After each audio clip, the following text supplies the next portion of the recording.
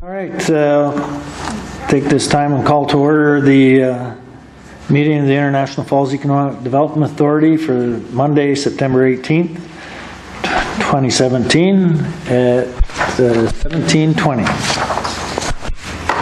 Don't see anybody in the audience want to address the meeting? We'll move to the consent agenda. Move approval of the consent agenda. Second, any discussion? All those in favor signify by the sign. Aye. Opposed? Carried. To financial reports. Move. Second. Treasurer, I'll do that. Motion and a second. Any discussion? No discussion? All those in favor signify by the sign. Aye. Aye. Aye. Motion carried. To number 5 on the report, Mariner Farms aquaponic project update. All right, I contacted Bruce on Friday? When was that, Ken? I was in your office. Thursday or Friday. Learning from him that Mariner Farms is opening up an aquaponic. I'm not certain it was aquaponic. I didn't ask the question. In Thunder Bay in January. Superior Foods is doing it. So I asked him, I said, so where does that put our project here? And he said that he talked to Superior Foods about it, and they were positive about us being on the list, but that isn't really very. I guess my issue is the agreement was with Mariner Farms, not Superior Foods. So I need to, I said, Bruce, you got to come up here. We got to meet with you. We got to figure out where we're at with this. So that's where I'm at with that. And so I totally expect him to be up here before the end of September. And I think that's something we really need to do because we have do we have a developer's agreement, right? We do with Mariner Farms. Unless we talk to him and do something, that could hang out there forever. Right, and I've had it. And so I think knowing now that they have opened up something in Thunder Bay, which we were always talking about Silver Bay, right? Now we're talking about Thunder Bay. We're talking about another country besides. Yeah. So, and I don't care if it's Superior Foods or Mariner Farms that opens up an aquaponic farm here. I just want to, that's not a given that Superior Foods is necessarily going to be interested. So, well, my concern is the developer's agreement of doing something with that, either end it, put an end to it, or put a date into it, an end date to it, so that we, if somebody else comes along and wants to use that property, right now I don't think we can do anything. Steve, probably not. Correct me if I'm wrong. Well, I'd have to check the agreement, but I thought we had some deadlines on it, but I think it had to do. I think it was triggered. The deadline was triggered by getting the wetlands approval, and so I think that's. It goes, I think there was 1 year, if I'm remembering it correctly, from the time of the wetlands approval. And you're right, yeah, that's what it says.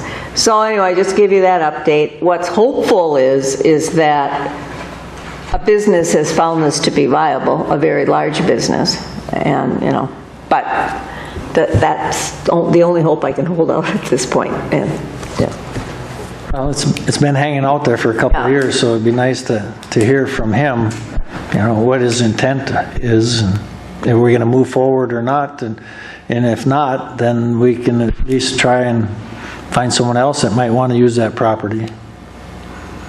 Right, and I think that, maybe it would behoove us to reach out to Superior Foods, but without a conversation with him, and, how does Mariner Farms fit into the scheme now, Very good, we'll just wait, see if we get a meeting going. It's going to be the end of the month if I have to drive down there myself, I guess. And you certainly, Mr. President, I think you're absolutely correct in that, Mariner Farms has tied up this piece of land now for several years.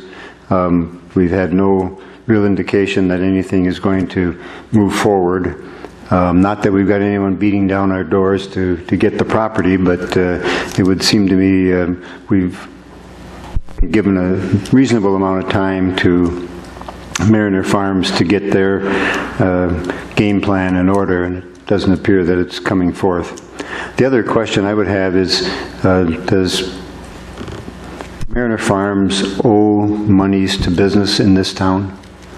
Yes, they owe money to Dave Serrano for work on the wetland credits. And where is that money going to be Well, this is forthcoming? Are we involved in that at all as a city, or is that a separate situation? I think we agreed to pay the first $1,000 of that bill. So we were involved also on this wetlands, and we've remitted our funds to Mr. Serrano? We have. But Mr. Bruce has not. Mr. Carmen. Right, and that's the other reason I want him up here, because I want to get that clarified. There's confusion there. And I hope it's just confusion. It'd be nice if he'd come here and start something, that's for sure. More on that? that's all I am. Okay.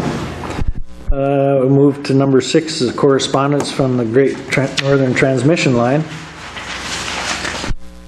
Mr. President, if I may, that's just basically a mailing that went out to the Economic Development Authority, and it kind of explains where they're at, talks about they've got different segments set up, and they're moving forward with upcoming tree clearing and then soil boring activies, and the second page is a map. So that was just mailed out to us, and I'm providing it for your information.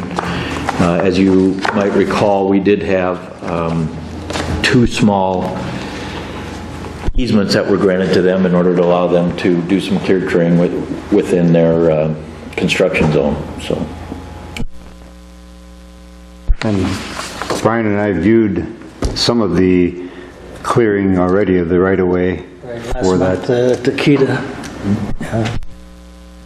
And I was in Big Falls on Thursday and was told that the Great Northern Transmission Line work would be moving down the county and coming in by the Big Falls area, and that they could likely see some economic impact from that. For a short term though, right? I mean. Yes. Yeah, I don't know, probably through the winter. Right. The question I have about this too is I know that the Minnesota Chamber of Commerce was pushing a PUC initiative to eliminate property taxes on transmission line property, which would have meant $1.2 million to the county, I think, if I recall the number correctly. Wondering, I mean, where that's sitting? Are we going to lose that money, or is Minnesota Power going to get that too?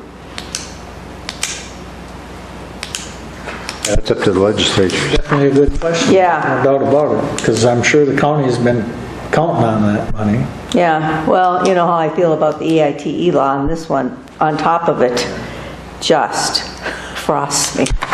But Well, it's been, I can say it's been an economic impact on the county. From the property I own down in Birchdale and watching what they've done to the county roads down there and the amount of material that they've lifted the roads that they're going to be using, and they were buying that from the county. I heard a number like 800,000. I don't know if that's a good number or not. Amount of rock or gravel that they put on upgrading these roads, but that's substantial. so they're not getting that property tax without paying something for it. Right. So, I think it's been positive. It gave you a pretty good shooting lane for deer hunting, definitely. too.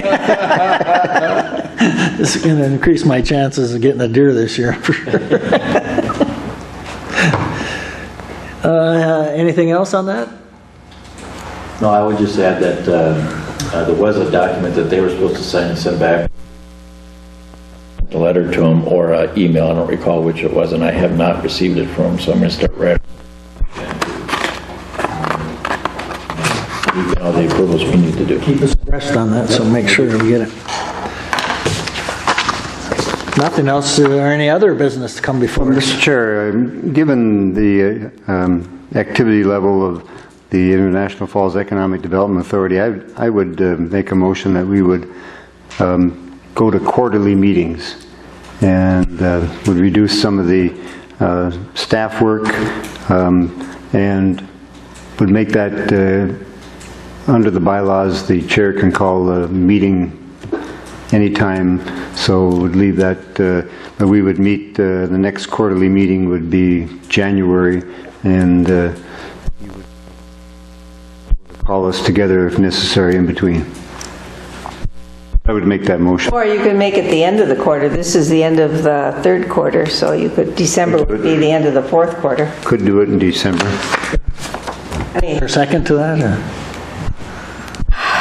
all right, second.